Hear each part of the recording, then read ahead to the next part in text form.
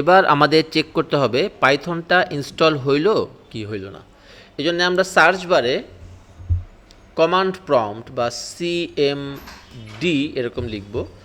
Search বারে CMD লিখলে command prompt চলে আসবে, এখানে আমরা ক্লিক করব। ক্লিক করলে কমান্ড প্রম্পট আসতেছে। এখন আমরা যদি এখানে পাইথন PYTHON লিখে যদি এন্টার দেই, তাহলে আমরা দেখতে পাচ্ছি যে পাইথনের 3.11.0 এই ভার্সনটা আমাদের ইনস্টল হয়েছে।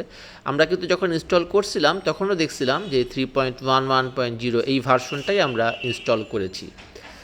এখন আমরা যদি একটা ছোট্ট কোনো অঙ্ক করতে দেই পাইথনকে, যেমন 1 তারপরে স্পেস তারপরে প্লাস তারপরে স্পেস তারপর 1 এবং তারপরে দেই এন্টার, তাহলে আমরা কি পেয়ে যাচ্ছি 2। তাহলে এখন প্রশ্ন হবে কেন এরকম সামান্য একটা ছোটোখাটো যোগ বিয়োগ কাজ করা হচ্ছে।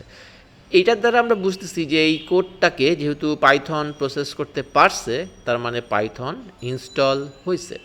এবার এখান থেকে আমরা বের হয়ে যাব, তাহলে আমরা লিখতেছি QUIT ব্র্যাকেট শুরু ব্র্যাকেট শেষ দিয়ে যদি এন্টার দিই, তাহলে আমরা আবার পাইথন থেকে বের হয়ে গেলাম।